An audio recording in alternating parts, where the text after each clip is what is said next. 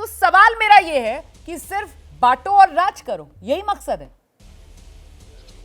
बिल्कुल ये मकसद नहीं है रोमाना। और ये मुंशी प्रेमचंद जी ने कहा है कि सांप्रदायिकता अकेले नहीं आती है।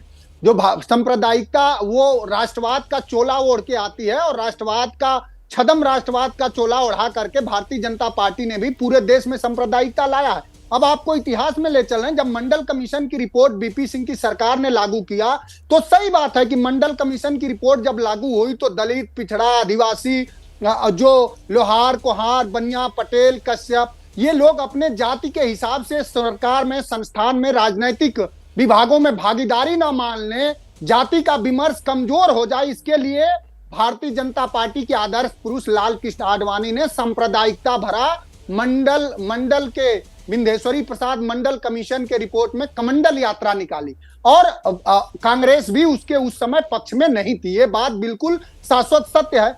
लेकिन अब कम से कम जब माननीय अखिलेश यादव जी ने इस देश के सदन में जब यह विमर्श लाया कि जिसकी जितनी संख्या भारी उसकी उतनी हिस्सेदारी होनी चाहिए, और जब किसी वर्ग को, जो शोषित वंचित वर्ग है, जो आर्थिक, सामाजिक और राजनीतिक रूप से जो लोग आज यहाँ स्तुति गान कर रहे हैं बीजेपी के, उनके घर की भी बहन बेटियां, मुझे खुशी है कि बिहार में जाके नौकरी पा रही, यहाँ नहीं पाई। जिनका स्तुति गान कर रहे हैं वो हमारी बहन यहाँ नौकरी नहीं पाई, वो बिहार में पाई है। ठीक है, सुनिए।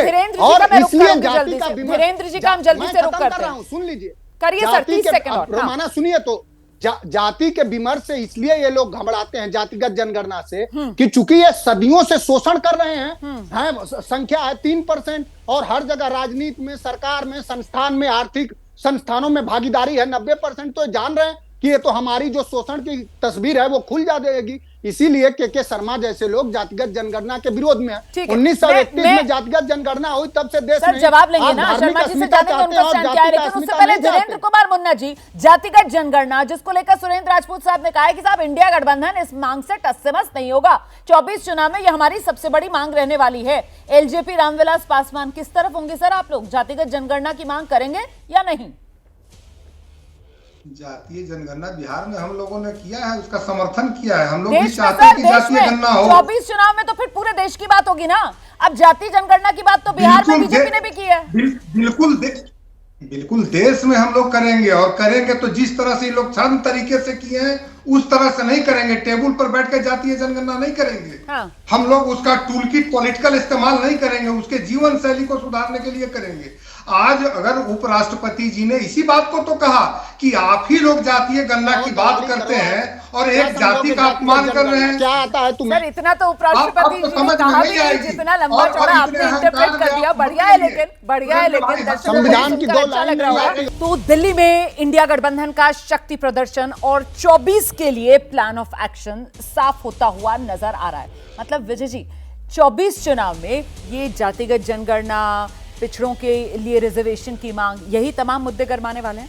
ये सबसे बड़े मुद्दे होने वाले हैं। देखिए, ये जो आम आदमी के जो सबसे बड़े मुद्दे हैं, बेरोजगारी, महंगाई, या जो परेशानी है, वो हम केवल टीवी स्टूडियो में रोमाना जी के साथ अच्छा लगता है इसलिए चर्चा करते हैं। लेकिन जब ज़मीन पर जाते हैं, वोट के लिए जा रहे होते हैं, तो वहाँ पर फिर जाति की बात करते हैं।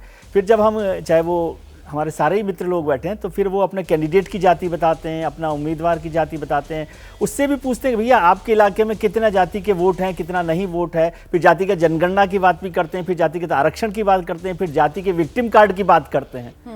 तो कभी दलित विक्टिम कार्ड होता है, कभी जाट विक्टिम कार्ड होता है, कभी कोई और विक्टिम कार्ड होता है। तो हमें पता है कि हिंदुस्तान की राजनीति जाति से चलती है, और ये तमाम मुद्दों को केवल एक कवर के लिए रखा जाता है, ताकि जब बात हो रोमाना जी से तो कवर के तौर पर हम कहें कि नहीं, मतलब ये गार्निशिंग के लिए बाकी सारे मुद्दे हैं। असली लड़ाई जो है वो जाति की है। इंडिया गठबंधन की परेशानी ये हो रही है, उन्हें लग रहा है कि ये जातिगत जनगणना का जो सबसे बड़ा मुद्दा उन्होंने उठाया है, और मैं समझता हूँ सही मुद्दा उठाया है, लेकिन वो फिर भी उनकी ग्रिप से वो जातियां निकल रही हैं। और बीजेपी को डर लग रहा है कि कहीं ये जातिगत जनगणना में उनका जो चल ना जाए, कहीं इंडिया गठबंधन के हाथ न लग जाए। जैसे ही घड़ी का काटा दोपहर 2:30 पे आए, बबीता जी का दिल सास बहू साजिश के लिए मचल जाए।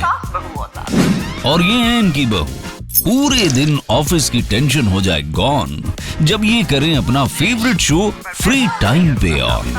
इनकी तरह आप भी देखें अपना फेवरेट शो अपने टाइम पर, और डाउनलोड कीजिए एबीपी लाइव ऐप अपने स्मार्ट टीवी पर।